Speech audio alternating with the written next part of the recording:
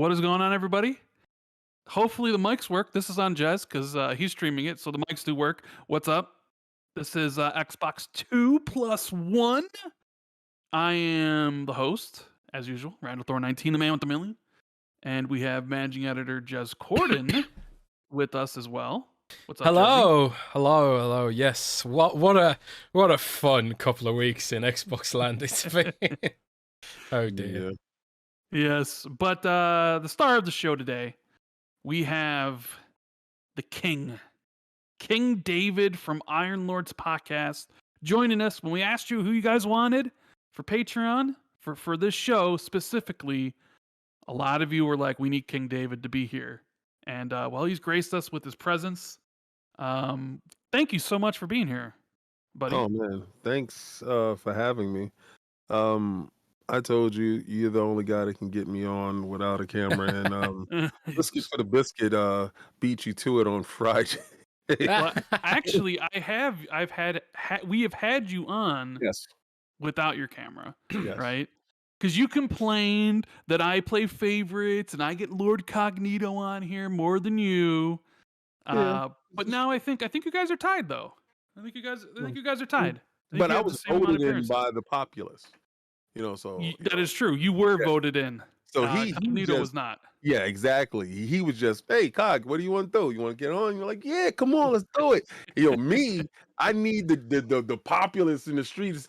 Rand, Jez, get King there. So man. Thank you guys. Yeah, I was looking at the DM I sent you earlier, and the most recent DM I sent you before then was like 2021, where I was saying, me and Rand are thinking about doing a guest show. Do you want to come on? If we do, that was like 2021. Has it really taken us this long to get this show going? Yes.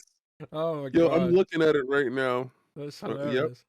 Yeah, you're right. Oh, man. It's been a long time. July 2021. You're right. But for those of you who don't know who King David is, he is probably, what would you say, the most vocal member of Iron Lords podcast, which is usually live every single Sunday between the hours of 12 p.m. to 6 p.m. Long ass show, just like ours. My favorite podcast. I've said that for I don't know how long. Like, one of the only shows where I will check out a lot of podcasts for maybe 10, 20, 30 minutes. Iron Lords is like the only show I watch for hours. Thank you. And it's incredible because I talked to Cog and I talked to you, and I was on the show back in the very beginning.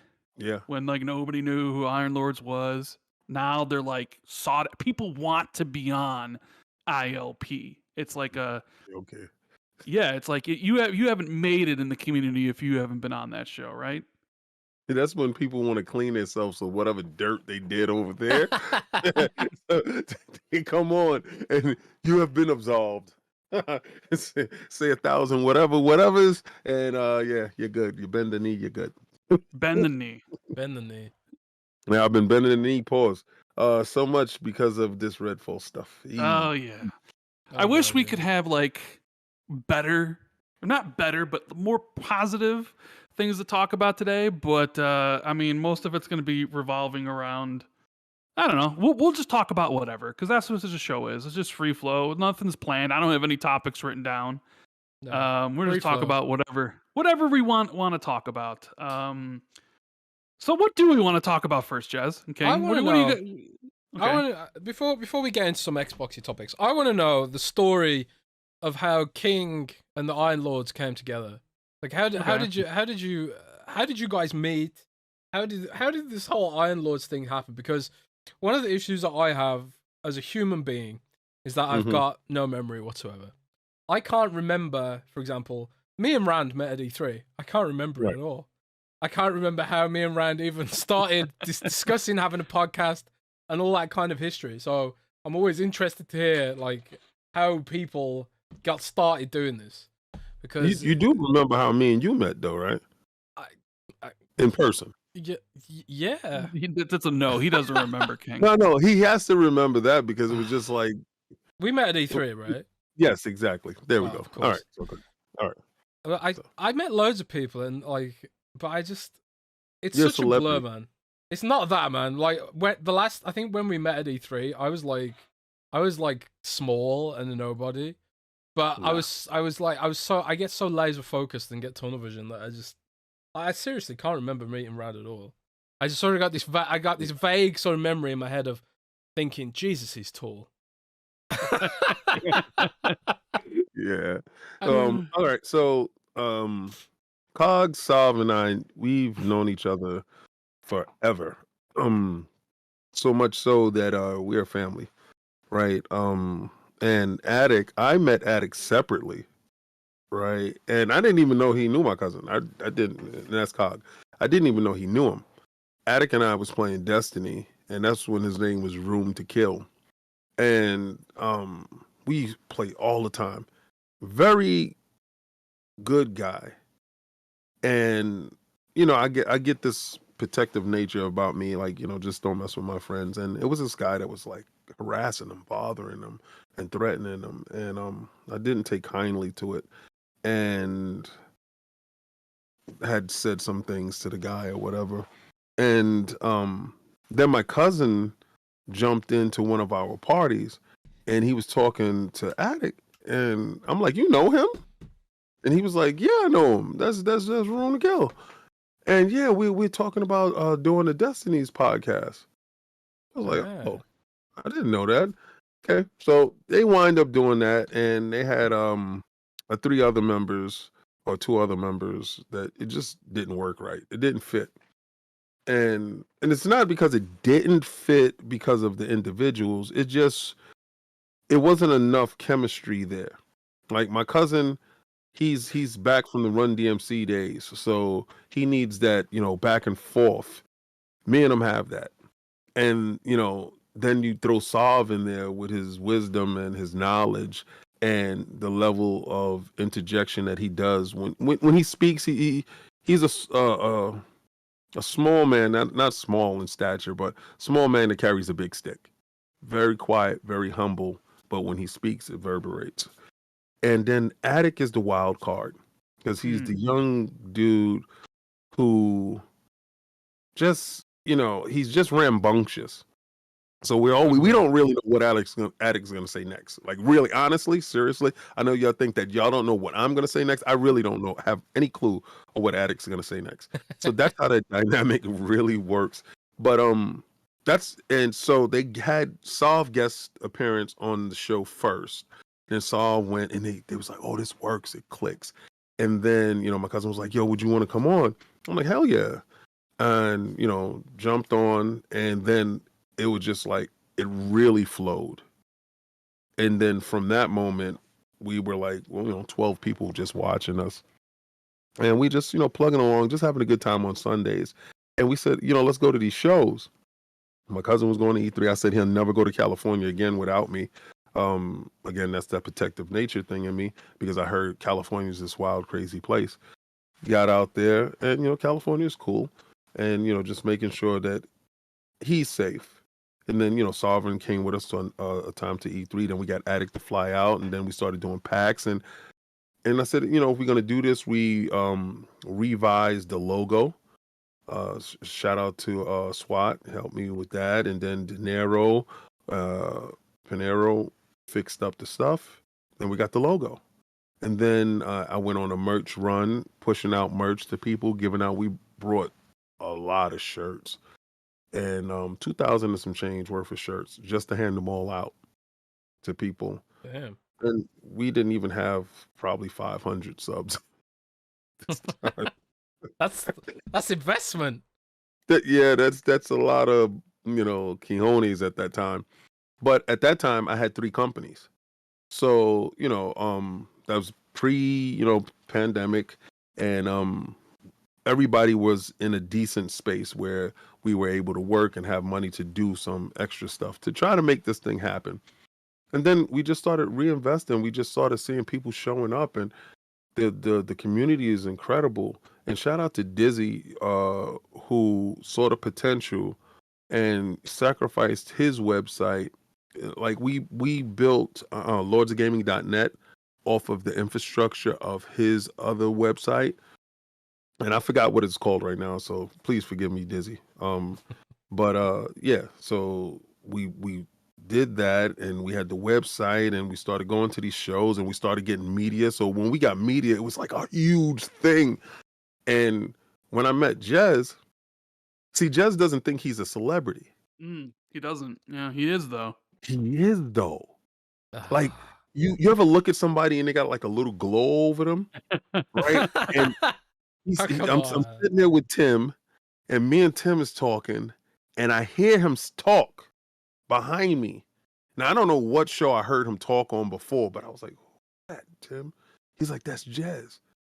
I was like, "Oh," he said, "Yeah, from Windows Central." I was like, "Oh, what? That's Jez." He was like, "Yeah, that's Jez." And I was like, "Introduce me now." So we went back to your row, and Tim introduced me to you, and he was so gracious and so cool, and he was like, we should get a pint when you come out over to where I'm at. And I'm like, hell yeah, definitely. But you was just gracious and humble and engaging. But everybody wanted a piece of Jez at that time. Pause. They were there, like have a conversation with him. But do you remember what year that was? No, I don't. I remember that's the year. Right? The Keanu, yes, that's the Keanu year. Yeah. Okay. Yeah, I think I do remember then. What was that? 2019. That was the last Xbox show, right? That was the last time. Yeah. Man, last live Xbox show. It kind of feel that's it's kind of weird now thinking back to 2019. None of us realized that might have been the last ever live Xbox E3. Thinking about it, it is. That's crazy. Realizing that now, but that's awesome, man. Like, do you guys like live near each other? Do you know each other in real life, or is this all come together purely online? No. We know each other in real life. Me, Cog, and Salv used to hang out with each other like every day. And then, every Saturday, definitely, like we would be playing Halo with TVs. And like we brought extra televisions and link cables and all this other stuff, and had 16 people in the house. And I don't know how his mom's dealt with 16 rowdy dudes. But I guess it was better than being out on the streets because, we come from the South Bronx, and it's worse now, if you can believe it, but it was very bad then. And I come from the worst side, right? And Cog was like in a little slice of heaven. So I would leave that worst side just to get to the good side, and just to have a reprieve, basically. So our video games was our reprieve. Attic is the only one that lives in a distance from us. He lives in West Virginia, but every time we go to these shows, he flies out, or we take the train or whatever, and he gets to us. But yeah, that's Attic is the only one that didn't grow up with us, age different wise as well. So. You wouldn't know it though, because I think like you all have such a rapport. Like Attic too, like you have like such a flow, and it works so well. I think like that's really important with podcasts is like there has to be a sort of rapport and camaraderie that you can't fake it. You just cannot fake it. Like I've done podcasts before doing podcasts with Rand, and it always just felt kind of forced, almost like a chore. And then like when I get on with Iron Lords, or when I get on with Rand, or some of the other guys in the community like Colt and Gaz, it's just so much fun. It doesn't feel like work, and I suppose it does feel like a reprieve for me as well. Yeah, it's respect. I honestly respect everyone's opinion that's on the show, or people that we vibe with. If Cog tells me Rand is cool, Rand is a go, then Rand is cool. So no questions asked. That's just how it is. That's because we value and respect the word of our brother. And Iron Lords is, you just see the small fraction of Iron Lords. It's really Channel 5. Channel 5, it's like 20 members. It's huge, it's vast. And that's from all the people that were playing the video games inside the house together. Like we literally played hours upon thousands of hours of video games. Halo. That's why Xbox has such a big place in our heart, because Halo was, besides GoldenEye was cool, but that was 4 players, right? Halo was the one that opened up the doors to being across the room from somebody yelling out, "I'm kicking your butt and I'm going to do it in style." And he's in the next room. And you got people running from one room to the next to see the screen and see what's happening. And it was challenges thrown down and people walked the streets butt naked because they lost bets. So we wasn't giving knees back then. If you lost, potential, you be walking down the street butt naked. And shout out to Black Magic who lost that bet to me. That's what made Halo great back then, Jez. You wouldn't know anything about that, though. Yeah, well, actually, I kind of I was in a similar boat, we used to, I did play Halo at school. I had an original Xbox, and the only game I had was Halo. It was like the Halo machine. Oh. Like everyone had their PS2, but I had an Xbox, and I was like the only kid in my whole group that had an Xbox. So we used to skip school and go and play Halo at my house, snipers and Blood Gulch and all that kind of stuff. So, I do have some of those memories as well. But it was always it was weird because it was still always about PlayStation, and it was like Xbox was this weird thing that only had one game. As far as I was aware, I missed out on all these great Xbox games like Knights of the Old Republic and stuff like that. But I think King, when you talk about going you go to Cognito's house for the reprieve from the environment you were in. That was similar for me.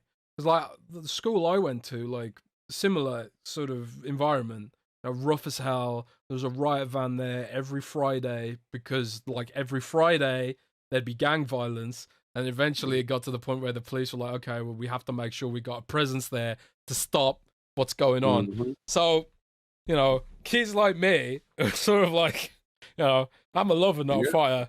I just used to not go to school. I was like, well, I'd rather not risk getting killed today, so I'm just gonna stay at home and play Halo. So, yeah, it was a reprieve, and I think that's where a lot of that, the passion for gaming that oftentimes people looking from the outside and they see grown dudes or women now, grown people getting so invested in this stuff, they just don't get it, It's just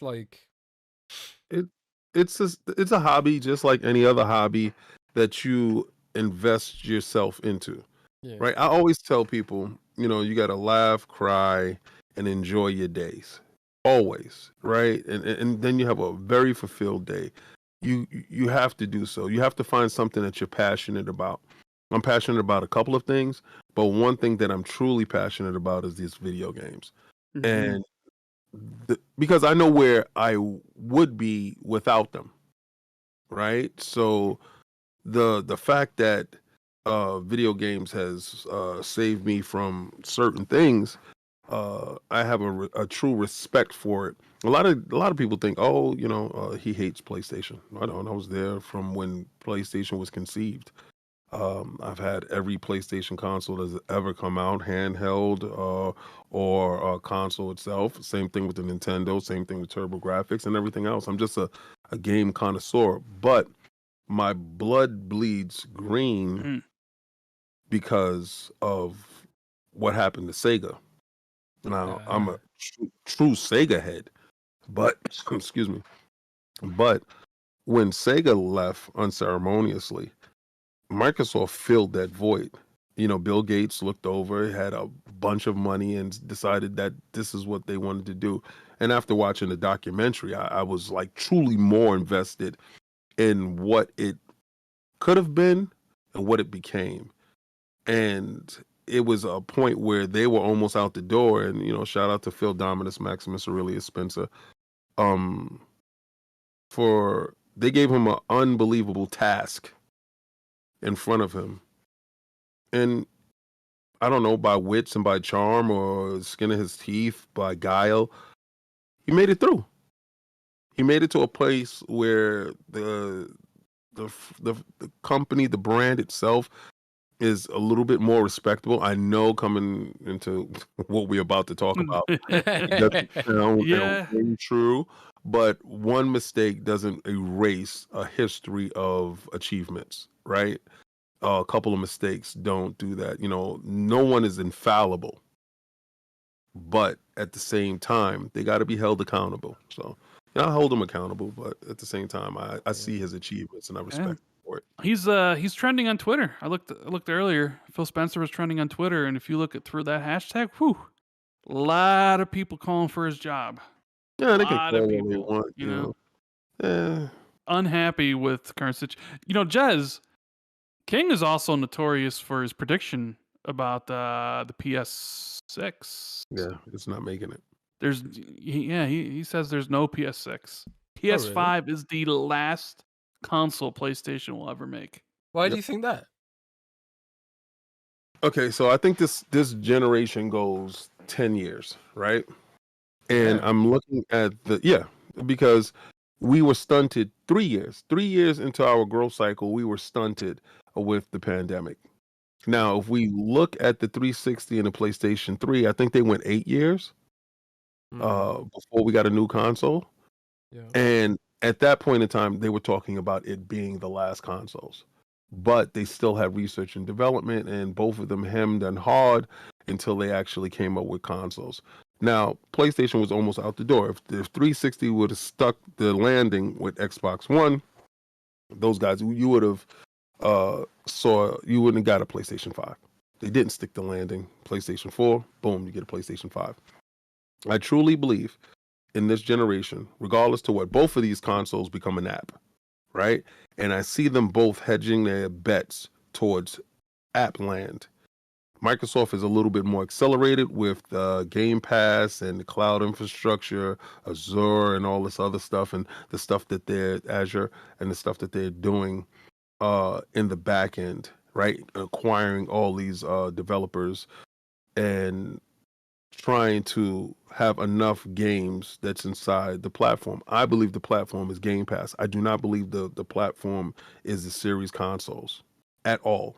I believe they are the Trojan horse, and Game Pass is actually the platform.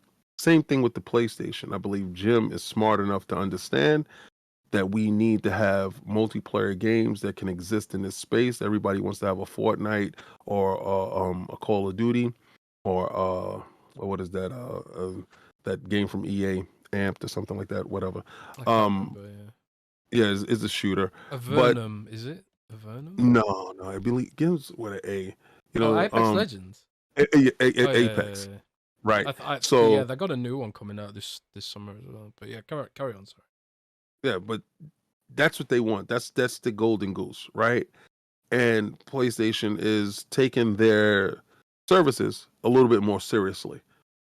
That's why this deal with the ABK thing and you need to block. They're stalling. They're not gonna. That deal is gonna go through. They're stalling. Really? Oh yeah. Oh, okay. It's gonna go so through. So you think this is just a speed bump in the road, essentially? Just all right, now it's going to take a little bit longer, but you're of the opinion that when it's all said and done, Xbox will close on that deal and ABK will be theirs? Yeah.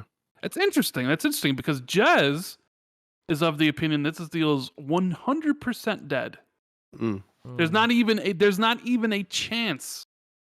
He didn't even give it a percentage, King. Not even a single percent. Not even a 0.5%. 100% dead. Entitled to that thought. I'm just of the rocky thought. I don't give up until actually there's absolutely no hope, right?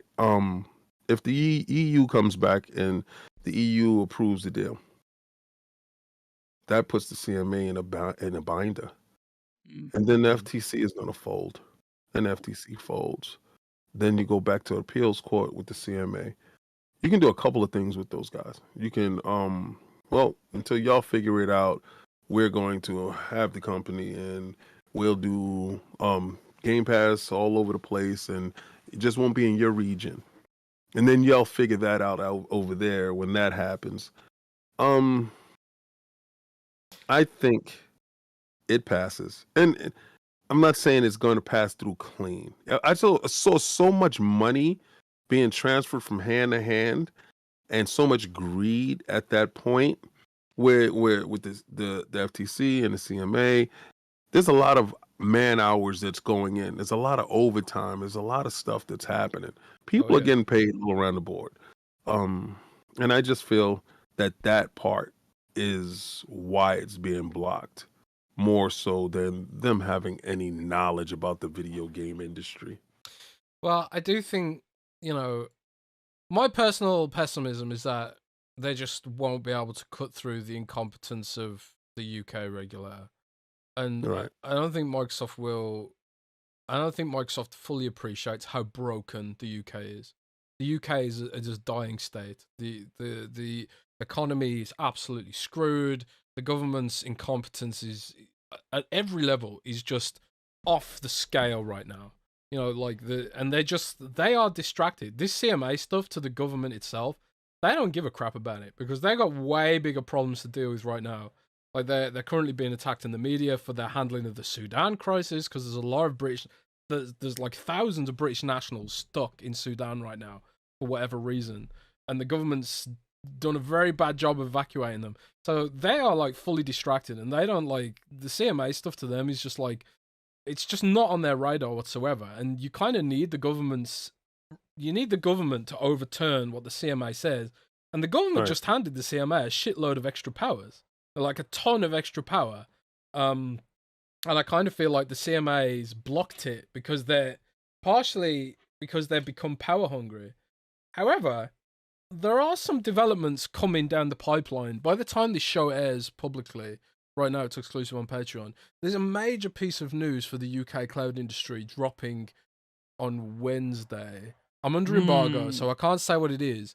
But something major's coming. None of us here will be really interested in what the news is specifically, but the news does have major implications for the landscape of cloud gaming, and it pertains to Amazon Luna.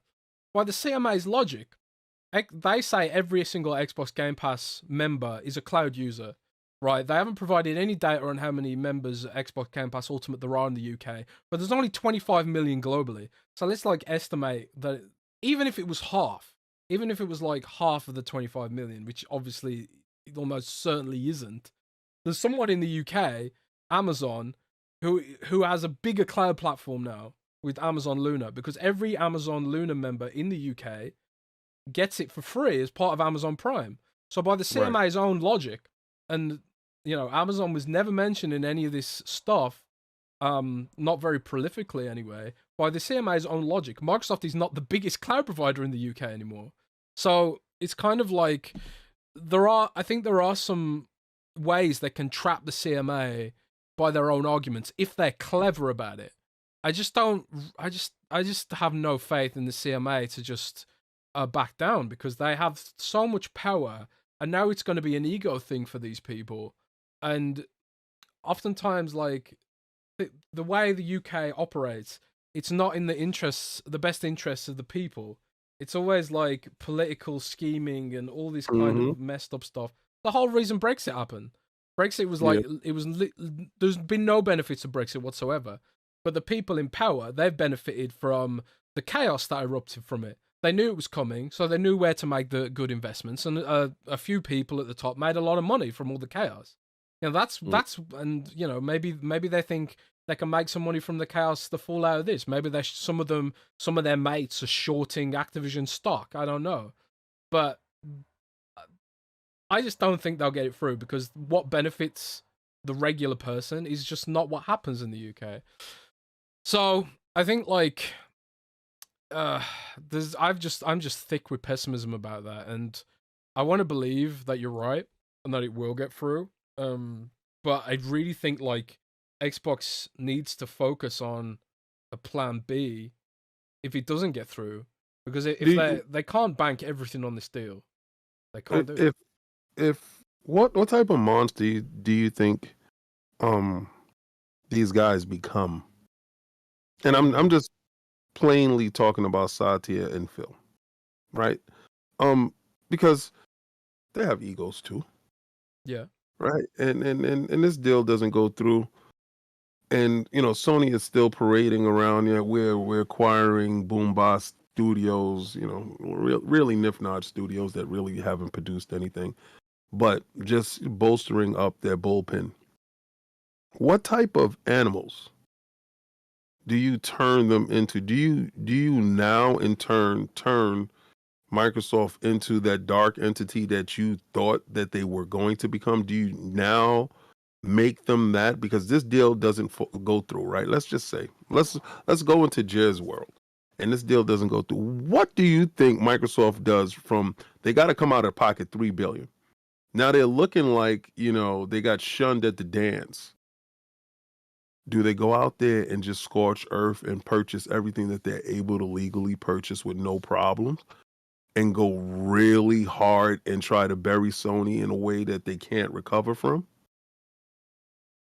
I mean, I did write an article to that effect. Like, PlayStation won't like what Microsoft becomes if the deal gets blocked. But I remember that. Yeah, I don't know. I don't know. It's really hard to get a read on what they'll do, because like you say, people do have egos, and emotions do affect the way things go. So it could go either way. Like, either they get angry and they're like, yeah, okay, we really got to turn up the heat now. We'll throw more money at Square Enix to land exclusives. We'll spend more money on contact acquisition. We'll start doing the third-party exclusives. We'll land Mortal Kombat exclusively or whatever, these big-name franchises, and we'll get them all into Xbox Game Pass. Because Microsoft, like, they were trying to do that with Tomb Raider, and they got hammered so hard for it. People crying and the media crying and stuff.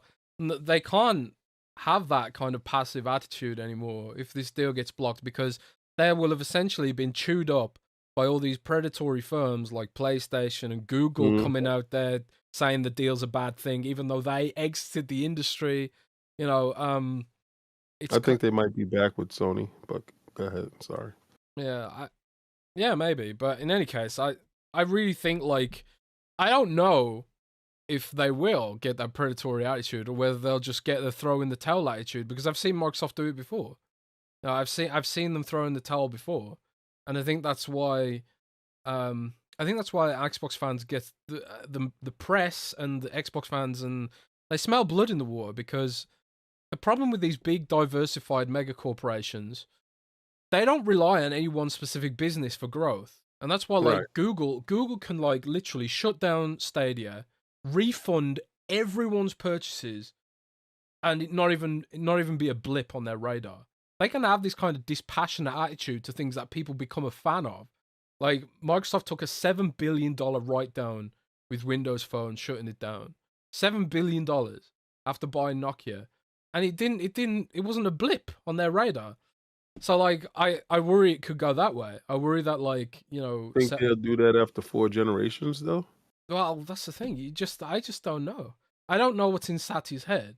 I don't know, like, if Phil's just like, man, everything I try and do is just not working. I bought Bethesda and they're putting out crap like Redfall, and I try to buy Activision and we do everything right.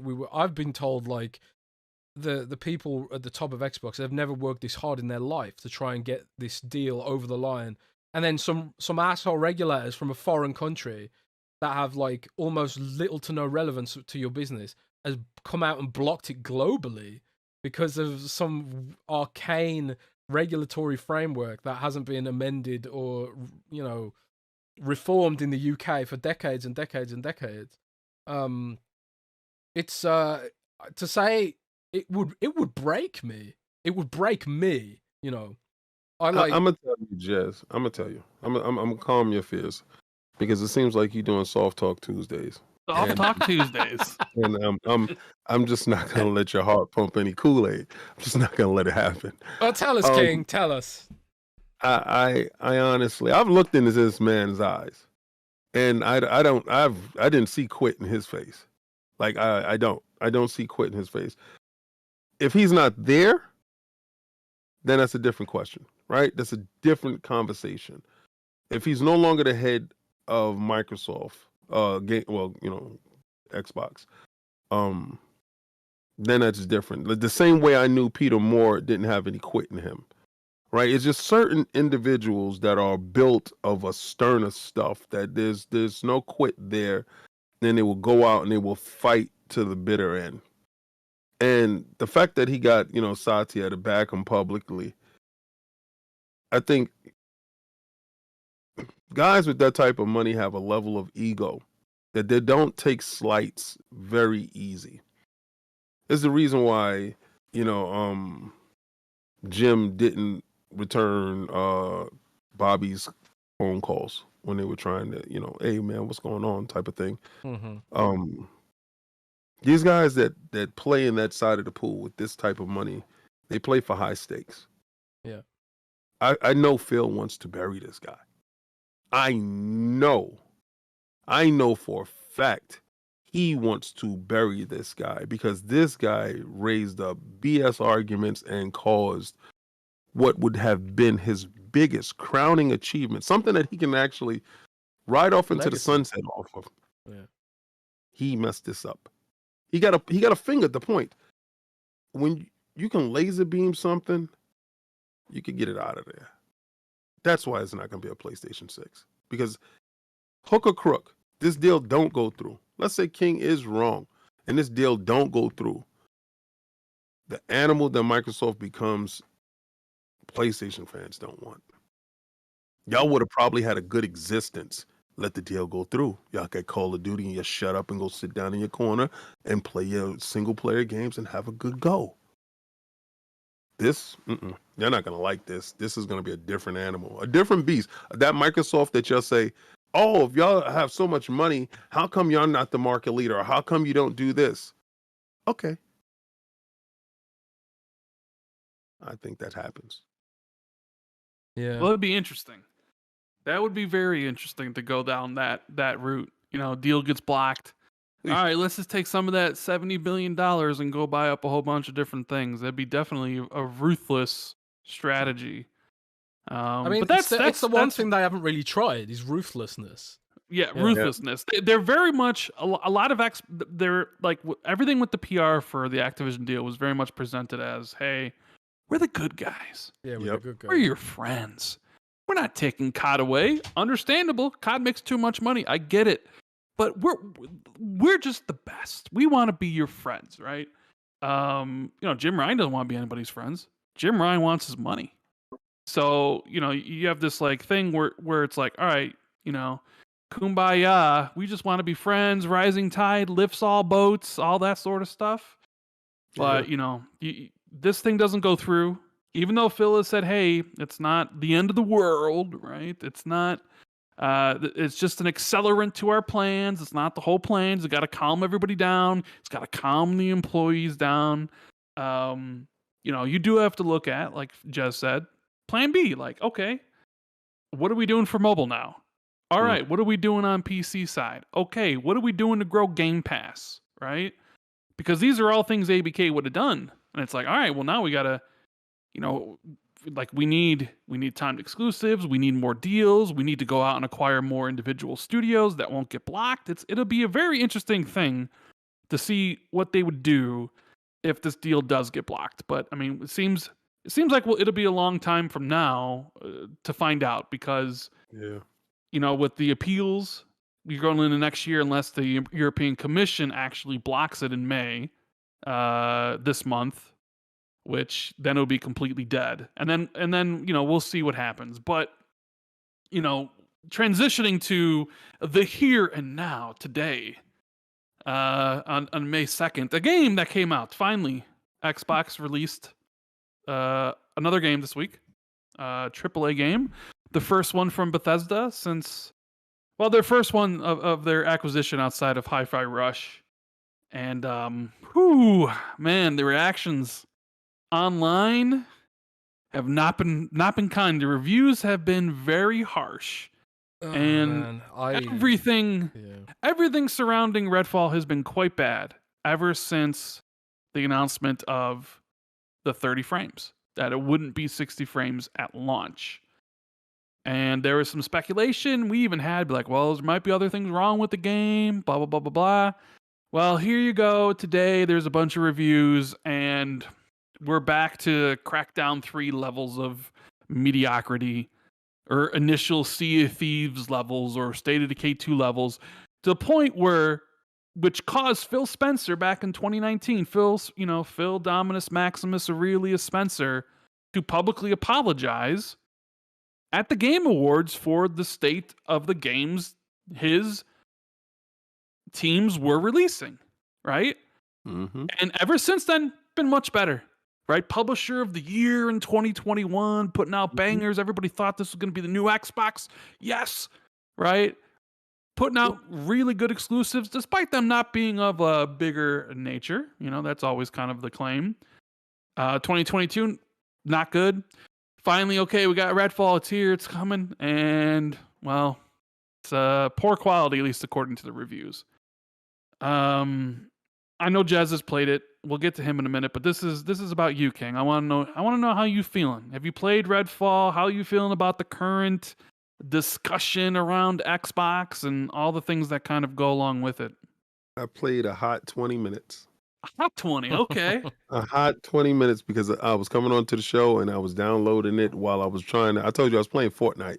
Yeah, right. You know, the Force. You're loving the Star Wars stuff. I'm a junkie for the Star Wars stuff, and then the fact that you got Fortnite. I'm a junkie for Fortnite, so boom, made instant crack. How much is the stuff for Fortnite? And as someone who doesn't engage with that, like the Star Wars stuff, do each of those buy individually? Do you buy them like you can play the game without buying anything. Right, I know that, but specifically if you want Anakin or if you want Darth Maul or if you want Padme, how much does that cost? So there's you can go inside the store right now, and I think Anakin and Padme cost something like probably like $9, Okay. and they come with gliders and stuff, little peripherals, and then the Darth Maul, he's a part of a separate battle. Now this is the first time I've seen them do this. We already have a battle pass. This is a special battle pass. It's only going to be up for 20 days that allows you to get every type of stormtrooper, like the desert trooper and all this other stuff. But at the end of it, Darth Maul, a character that I don't believe, to the best of my knowledge, has been available in Fortnite as a purchasable character or unlockable character, is there. That cost me 1,000 V-Bucks, which probably is like $3.99. Okay. Yeah. It's fair pricing. $23. Very fair pricing. Yeah. But so I was doing that, and I said, I got to get on the show. I got to cut this out, and I was playing with Hot Monkeys Lovin' and Galveston, and I was like, I got to go, guys, because I got to jump on the Xbox 2 show, and I said I need to play this Redfall real quick. So I threw it on, and I picked the yellow character, the Vavian, whatever. Dev or something? Yeah. Right? So, and I only took that because I was on Cult Show last night, and he said he should have took that character. So I was okay. Like, who did Cole pick? Did Cole pick the sniper? No, he picked the girl. Layla? Yes. Yes, okay. The purple. So I said, okay, fine. Let me take this guy. Boy, I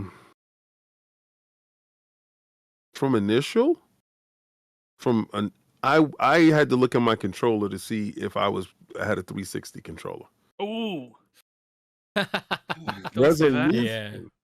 Resolution wise, it's this gen in a resolution only. In resolution sake only. Everything else, oh boy. Like Speechless. You're speechless, bro. And you're normally never speechless. You always got something to say. This took me because how when somebody tell you it's terrible and you're like, I can't be that bad. It's that bad. It's that bad. And I just did 20 minutes of it, and I said, you know what? I'm going to throw myself, head first into this thing and try to play it a little bit more. But I'm gonna tell you, and it's little things. And Colt said it too last night. It's when you go to the door and you go to open the door and you just press X and open the door on a 2023 game, you should turn the handle. Right? It's little things like that. But the graphics, the polygons seem hard. Like it was some tearing, it was some clipping on some stuff, and I'm just like, this should not be. It should not be. Not now. Not right now. you shouldn't have this in this game, because I'm going off of their previous works, Prey and stuff like that. And I'm saying to myself, was this Microsoft fault that they wanted a multiplayer game that's completely always online, that can live inside Game Pass, and took them out of their comfort zone to make, instead of a single player story driven narrative game, into this game that you need to have your friends there because the moves collaborate with each other? I don't know who to put the blame on right now, but I know taking a studio that's used to doing one thing and then telling them, hey, do this, how about this, and make this, and let's see how this works, and expecting it to come out, A plus the first go. I don't think that's a good idea, and it's bearing fruit in its nature right now, because I'm telling you, very few games do I turn on and I'm saying, eesh, a lot of those dudes is right from the jump. And that's not exactly what I wanted to hear. I'm a huge Arcane. I'm a huge I can't speak. I'm a huge Arcane fan, right? Right. I wasn't playing this game. We had this conversation, and the whole 30 frames thing was brought up. I'm like, I'm not touching Redfall until 60 frames, right? So I haven't played it, so I'm kind of just reading all the reviews and stuff, and like, yeah, it's shocking. People talk about quality control. Like, where's the quality control? How can you release something in this state? Especially like PlayStation, Nintendo might be able to get away with it, right? But Xbox is fighting that uphill momentum, man.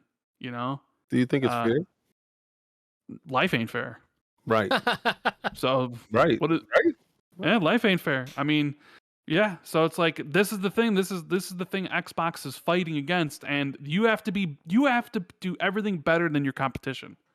That's just a simple fact, right? And seeing these things and seeing that release, it just gives me flashbacks to 2019 and seeing Crackdown 3, and like State of Decay 2 and stuff. It's not Crackdown 3. I'm just saying, it gives me flashbacks. You see that yellow 60. Remember all the memes and things that everybody used to make about it, right? Fun. I'm not gonna lie.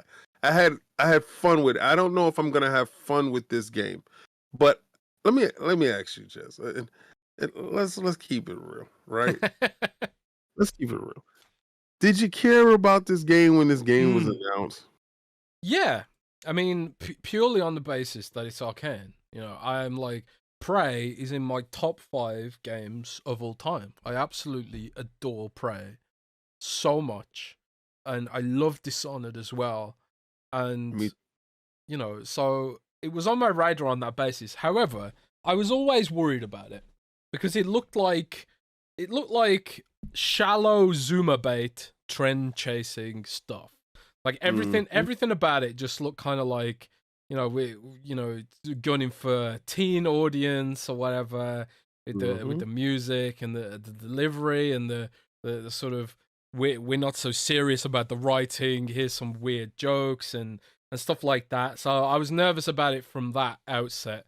At the same time, I was kind of like, well, maybe I'm not the target audience. That's fine, but maybe there's a good game beneath that, because I play games that aren't typically in my target audience all the time. Like Pokemon, for example. So I can look past that kind of stuff as long as it does what it's trying to do well. If that's its goal, if it does it well, then great. So I was nervous about it with regards to that. The 30 frames per second drama didn't really bother me that much because I'm on the record of being a filmic guy. It's much to people's chagrin. Like, it doesn't bother me playing a cinematic, single player, non-competitive game at 30 frames per second. Doesn't bother me. I try and play Overwatch 2 at 30 frames now. It'll make me rage. In fact, like, I play Overwatch 120 frames per second now, and even going back to 60 frames is an issue. But that's competitive play, right? And like, if it's cinematic, if it's a game like Plague Tale Requiem, or I was always going to play this single player, and they advertised it as being viable single player game, and they always said it's still got that Arcane immersive sim aspect to it. So I just kind of had this. I clung to hope like this. We didn't get invited to the previews, which I'm honestly glad about now. But you know, they were mad that I leaked the launch date. I think because I leaked the launch date a few months ago, and I leaked some other stuff about it, and you know, we talked about the frame rate stuff just didn't bother me. So they did give me a review copy on, was it Thursday night or Friday morning? The day before, right? No. Well, I had like 3 or 4 days with the game, something like that. Okay. So like I was in the very first preview wave, thank God, and I played it really hardcore over the weekend. So I pretty much did nothing else. I was like, I'm gonna review this, I'm gonna hit embargo, and I'm gonna get through the whole game. And I did. I'm like one of the few people who completed it. When I was killing bosses and stuff, I was getting 0% achievements, which makes me wonder: am I the first person on Earth to have killed this boss on Xbox Live? Cause you know, when it's a rare achievement with 0%, that that does that mean nobody else has done that achievement? I don't know. That's you.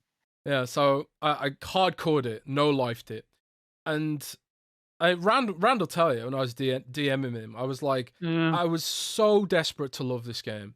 I was like, my initial impressions were bad. I was like, oh my god, this sucks. And I've seen a video. No. Your first thing to me is like, I'm playing Redfall, and then the next thing was, your next thing was Redfall's awesome, bro. And I'm like, all right. And then it just, King, I swear to God, like Jez is just posting like over 5 hours of just like his like thoughts on paper, and it just continuously got worse. Started off, Redfall is awesome, and then by the end, I don't even want to say what he said at the end because it was hyperbole, but yeah.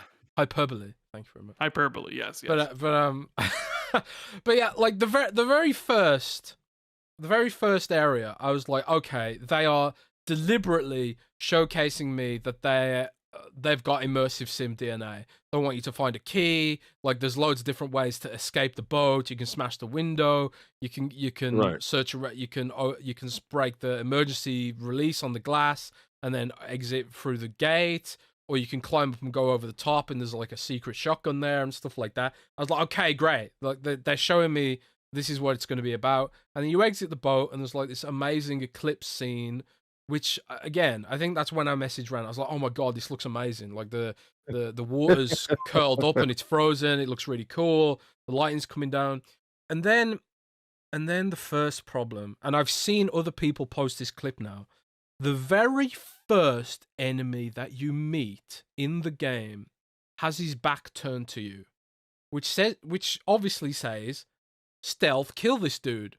So I go up and I try and stealth kill the guy, but the problem is there's a weird bug where he's on like a rock or an incline, and your character can't physically get close enough to him to do the melee attack. So you just end up punching midair, and then that just alerts him, and then you just have to shoot him normally because you don't have any silence weapons. So you end up shooting him with your gun, and then that alerts everyone, and then boom, it's like you've ruined the stealth aspect of the game already. And then like I get to the next group of enemies, and I'm like, okay, I'm gonna do it properly now. I'm gonna stealth kill this guy. And then I sneak up behind the dude, and I'm expecting like you know, like in Dishonored, where you get the option to choke them out, or you get the option to assassinate them, or whatever. There's none of that. You literally just go up, punch the guy in the leg, and he instantly just drop down's dead. Like, it doesn't matter where you punch him. If you punch him on his foot, that kills him. And I'm just like, what the hell is this? What is this? This doesn't feel like an Arcane game right now. This isn't the quality I'm used to from Arcane, where there's no actual stealth layer to the game. It's like this. It's like I'm sitting there thinking, I know you've got the code for this. The code exists for a stealth kill because I've experienced it repeatedly in Dishonored, and it's just not there. There's nothing there. But from there, it just gets worse. If you're trying to play it like a regular Arcane game, like the AI has no system for seeing dead bodies. So if they see a dead body, they will go into the mild, oh, I heard something state. So like they see, so they see a dead body. They don't care there's a dead body there. So like when you do eventually get like there's no silenced weapons either. There's either weapons that are quiet or weapons that are loud. Weapons that put them in the I heard something state, or weapons that put them in a full I definitely heard something state. And those are the only two AI states that exist in the game, which is not an immersive sim. So did you play Deathloop? Not to cut you. I did, but not that much because I just didn't like. I'm gonna try playing Deathloop again after Redfall just to double check whether I'm crazy or something. I did that after completing Redfall. I reinstalled Prey because I was like, "Am I crazy? Was Prey like this? And am I just nostalgic?" And it's just like, no. Prey is objectively a better game in every single way, and I'm gonna do the same with Deathloop to see like what the hell's going on here. But I dropped off Deathloop because I did the first loop, and then I was like, I don't care enough about this to do the loop again. You know, I just kind of immediately dropped off it, and I had other stuff I needed to play for work. But I'm gonna give Deathloop another try. But I mean, did you like Deathloop? Did you enjoy Deathloop? Did you play it? I liked a couple of things about Deathloop that I can see is a stark difference than Redfall. Like the level of detail in certain areas, just the way the world is presented, it just seems like they took more care and time with Deathloop. I don't know if it's the same studios either, right? They're not. They're different studios. Arcane Leon did Deathloop, but Arcane Austin did Prey, so it's kind of like. And Arcane Austin did Redfall. Yes. Yep. Yes. And then last game with Roundhouse Studios and Arcane Austin made Redfall, and Arcane Leon made Deathloop, but both studios together made Dishonored 1 and 2. They've only since then broke off into separate entities, which I'm starting to wonder, was that a massive mistake? Huge mistake. Yeah. They should have kept them together then. You know, somebody had to see it, this game. I don't care. No game gets gold and shipped out the door without people sitting down and playing it. And the fact that the embargo, a lot of people got the game, I think it was like that Saturday or that Sunday, because I got a lot of text messages in the background. Some people didn't get it as early as you did, or Colt or whoever. They got a chance to play it long enough to give a thorough opinion of it. They knew what this baby was, and it gets to the point where is it time to get our ROI off of this product? Because it's been in development, and let's throw it out there and see what it does. If it dies, it dies. Drago's feeling to it, or they really didn't care about the product in the way that we cared about. They made us care about it. Because I'm gonna tell you, and I'm gonna be 100%.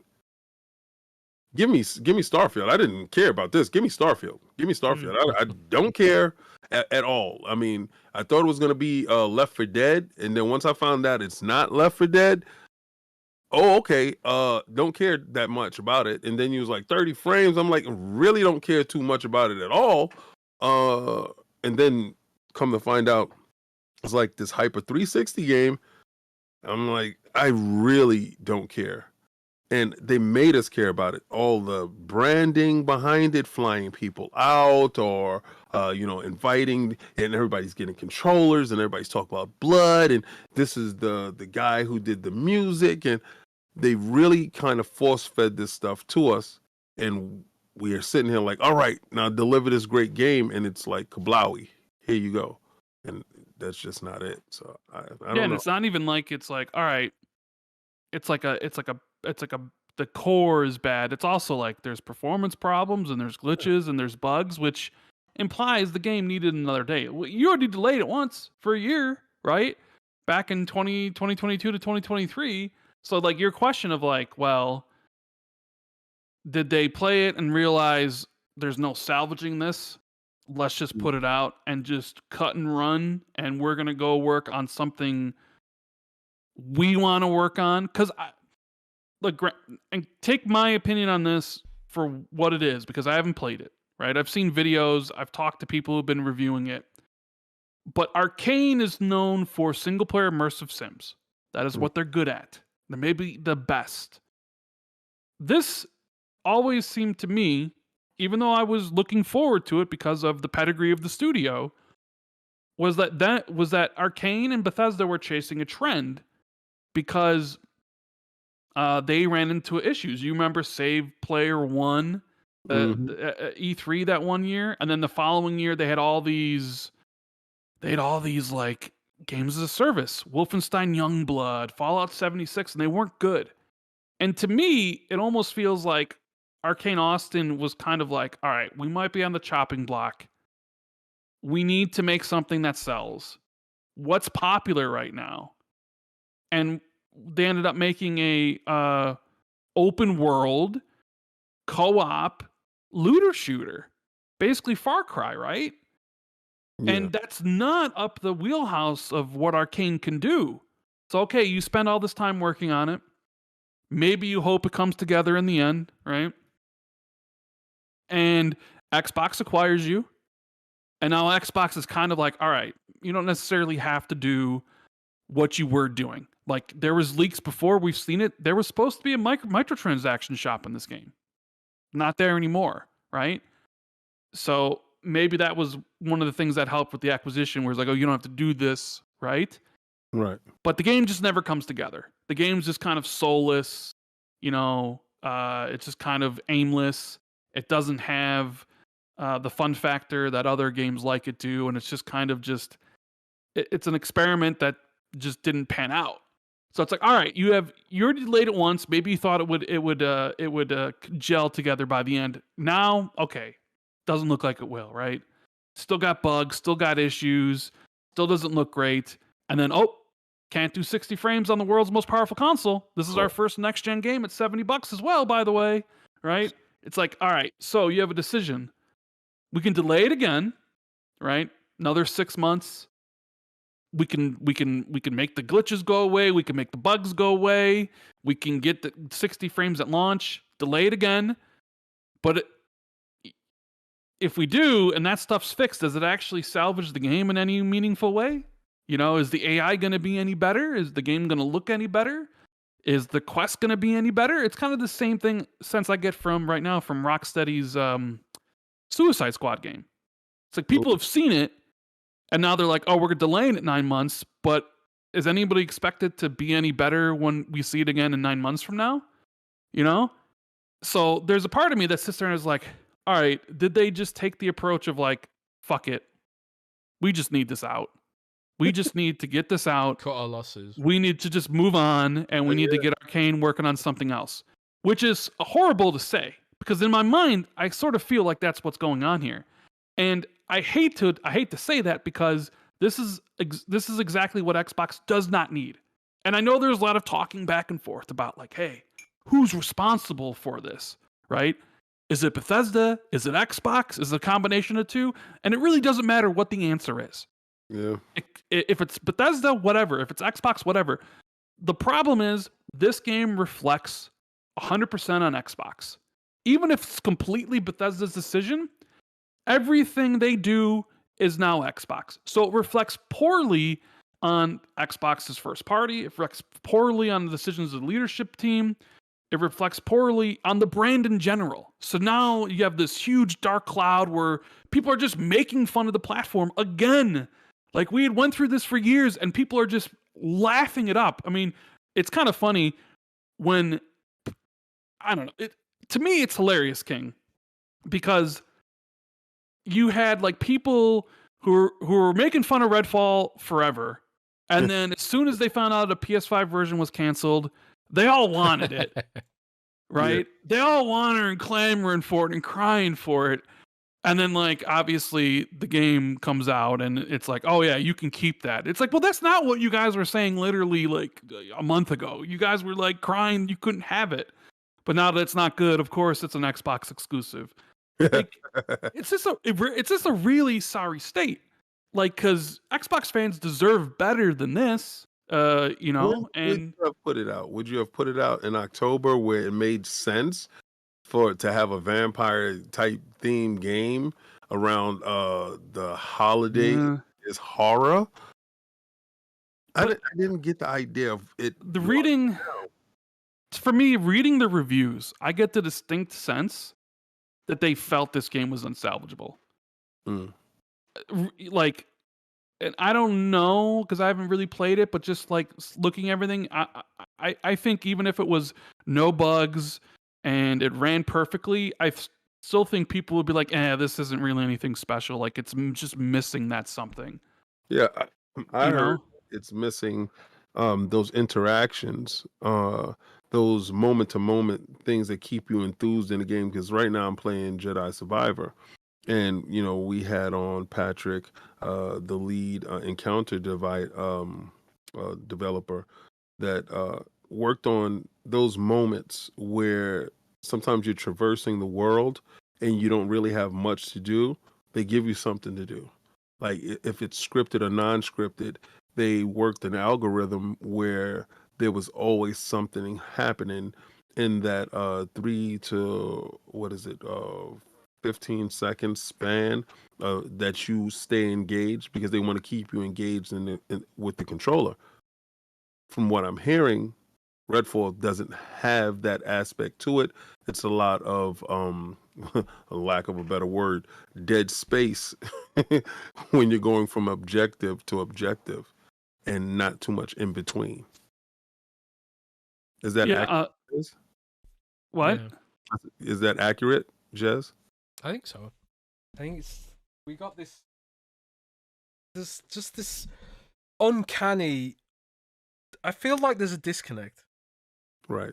There's a disconnect between Bethesda and Xbox, and like as you guys have been talking, I've been digging, right? Because I don't know if you saw this on Twitter, but there's this rumor floating around that that Xbox denied a delay to the game. A French outlet or leaker mentioned that an employee from Arcane Lyon had claimed to them that Xbox had denied their request for an extension to delay the game. But I've been speaking to my own sources, and I've got sources now at Bethesda, which Yay! Let's go Bethesda sources. Yeah, it's been hard, but we've done it, and finally. But like, just like learning things on background, because there's so much BS out there. Phil Spencer's trending on Twitter and stuff because people are blaming him, but from what I'm hearing, this is all on Bethesda. It's like people don't realize how the merger still hasn't fully happened yet, and they're still operating as separate entities. And I think it boils down to like, Xbox has to run the Xbox stuff that they're trying to run, and they're struggling to run that by itself. They kind of need to rely on Bethesda to run itself to some degree. But I think what they don't realize or appreciate, which is what you guys were talking about, is that when Bethesda falls over, it reflects badly on the Xbox brand. I think Minecraft Legends didn't reflect so hard on the Xbox brand because it's multi-platform. I think people have this vision of Mojang being separate to Xbox, and everyone accepts that Mojang is separate and exists as a separate entity to Xbox. But people don't see Bethesda that way, and it's like when you guys were talking about a second ago, the people who said Redfall looked mid, and then they found out the PlayStation version was cancelled, and then they were mad about it, and then now they're all trolling the game that it's failed and saying, oh, we didn't want it or whatever. It's kind of like that whole discourse is avoided with Mojang, because everyone accepts Mojang separate, and all their games are sort of multi-platform as well. So like Minecraft Legends, even though Minecraft Legends is also aggressively mid, I don't think anyone would deny that. Even me, as someone who likes strategy games, I was just like, I can't extract the fun from this, you know. Right. So I don't feel like it reflected on the Xbox brand, because I was just kind of thinking, well, Minecraft people will like it, and by all accounts, they do like it because it's hit millions of players apparently. But whatever. I think they need to explore whether or not they want Bethesda to be a separate entity, or whether they want to pull it closer to Xbox, because it is reflecting on the brand. The way they've done this is all about how it's reflecting on the brand, I think. And I don't know where they go from here, you know. Do you think that happens after Starfield releases? Man, it's just really hard to say. I think, like, Phil, they clearly have to be more involved in a game like Starfield, because of how much of a flagship entity it is for Xbox's quarter. I think like maybe something like Redfall slips under the radar a little bit, because, you know, they're based in Austin, Texas, which is like 1,000 million miles away from Microsoft, and, you know, I highly doubt Phil was down at Arcane Austin checking on Redfall. You know, he shouldn't have to either. He's the CEO. Where's Matt Booty? Yeah, well, that's another thing. Is like Matt Booty's got all of his own studios to run. Where was Todd Howard? You know, who is Todd Howard? Howard is his own game he's making. Well, that's exactly it. Like, who's the Matt Booty of Bethesda? I guess. Oh, where's Harvey Smith? You know, Hines, right? Do you want me to? I don't know what Pete Hines. Wasn't Pete Hines a marketing dude? But dude, I'll read you what Harvey Smith said in a press release about Redfall. Okay, so this is a press release. We're on the cusp of launching Redfall. The team at Arcane Austin is extremely excited for the prospect of opening it up. The game represents a blending of Arcane's immersive sim values, BS, absolute BS, with open world and co-op play, an undertaking that has been an awesome, mind-blowing ride. Ricardo Bear and I have tremendous appreciation for our teammates at Arcane Austin and Roundhouse Studios, along with everyone else who helped. We hope that players end up loving Redfall as much as we do. From everyone who works on the game at Arcane Austin, Roundhouse Studios, and elsewhere, we can't wait to watch you play and stream. Looking forward to playing co-op with you. What? This is Harvey Smith. This is the guy who gave us Deus Ex. This is the guy that gave us Prey. This is the guy, you know. And he's sitting here. Like, when I read that email, I was like, oh damn, like, immersive sim elements. Like, they're really serious about having this. There's the immersive sim elements is like, I don't know, the bones of the dry bones of a drunken KFC after you've eaten it. It's like there's just nothing there, man. There's nothing there. There's nothing left. Dude, all right. Do you think they knew what they had in their hands? I don't know. Yeah. Well, why did he send me that email then? Because it's PR, bro. I mean, they got a game to sell. Like, they're not going to be like, well, thanks for playing our shitty game, guys. We're sorry. Like, they're going to try to sell it as much as you can. And there's the Game Pass thing where it's like, okay, you don't need to spend $70 on it. Thank God, because nobody would buy it if you had to. You know, and it's like, there probably will be people who enjoy it. You know, like, of course there will be, right? That's just, not everybody's going to feel the same way about it. So yeah, he's gonna put on a good face. It is his studio, it is his team, right? His people. So he's gonna be as positive as he can about it, right? It's to be expected. I mean, it's crazy, right? Because what I write in my review, right?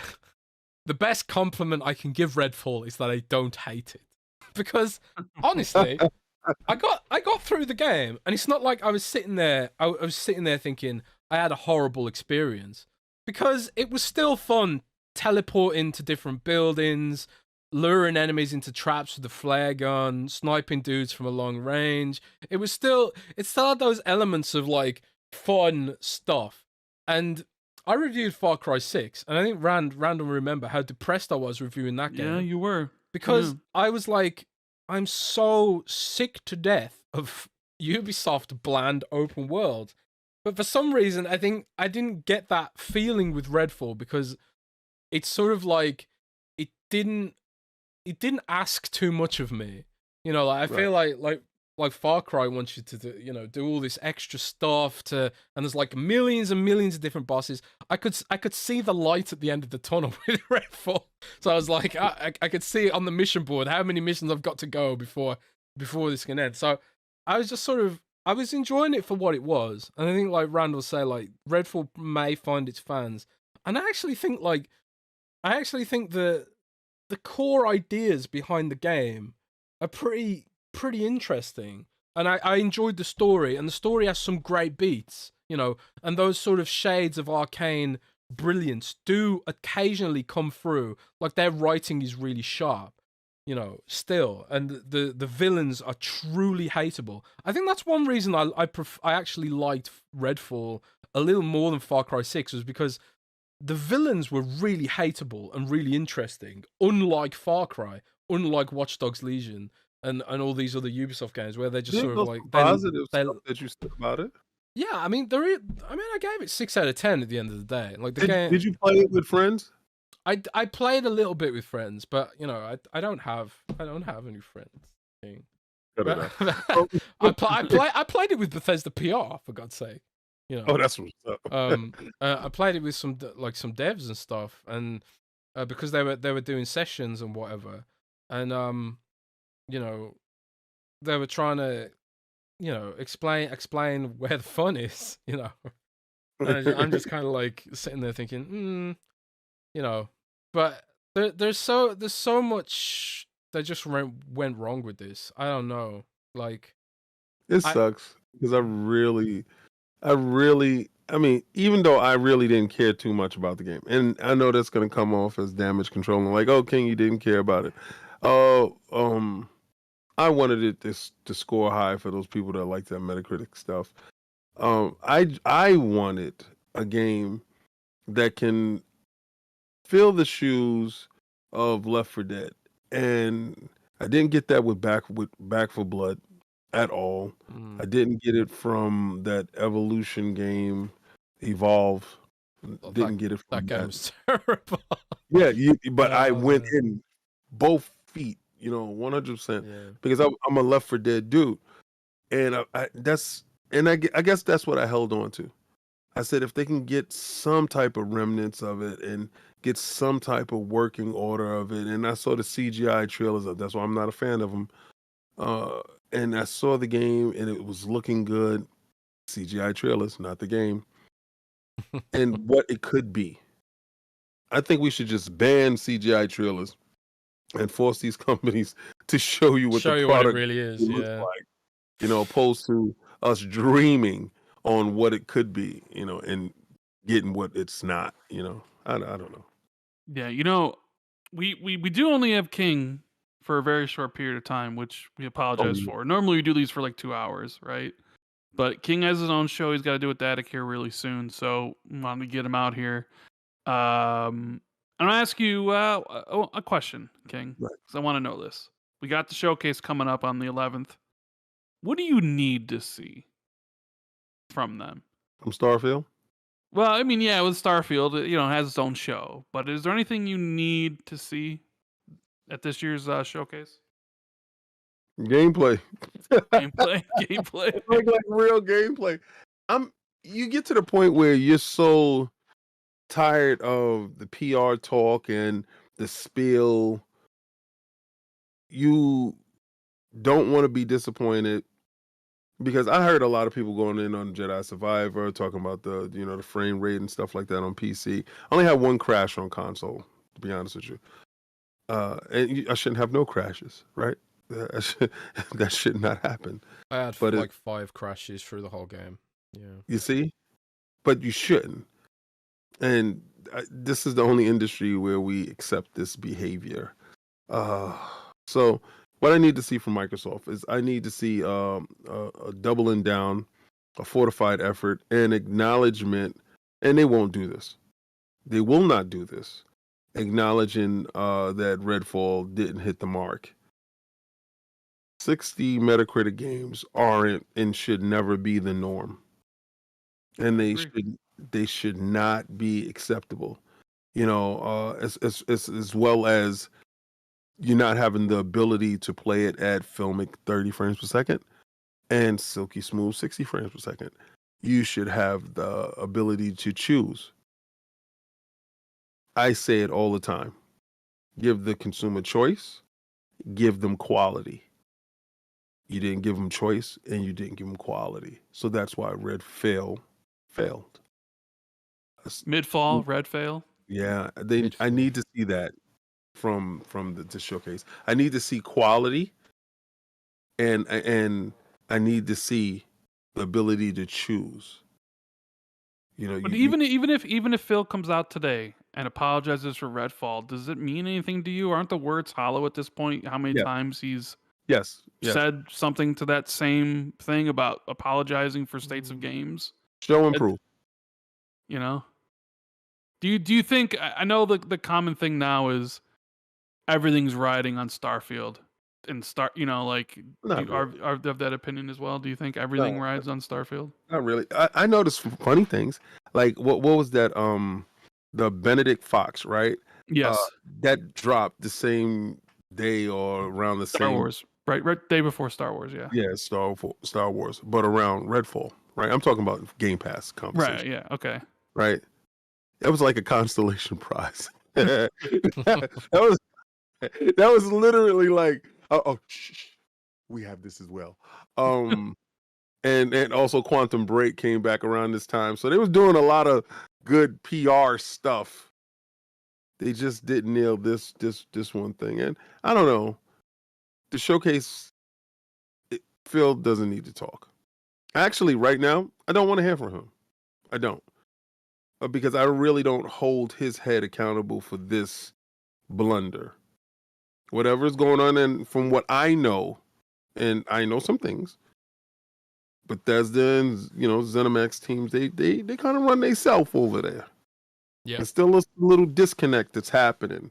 I don't want that disconnect to permeate and destroy the brand of Xbox. And if going over there and having to be heavy-handed severs a couple of, ruffles a couple of feathers, then you need to go over there and do that. And if you need to rearrange people around there, I think then Sarah Bonds needs to take control, and she needs to be the Matt Booty of ZeniMax. I think she needs to go over there and start the quality control, because the stuff that she's done with Game Pass has been phenomenal.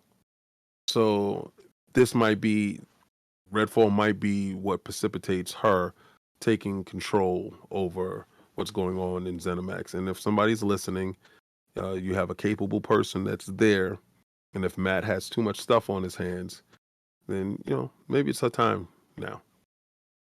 Yeah. Deeper integration. I think that's.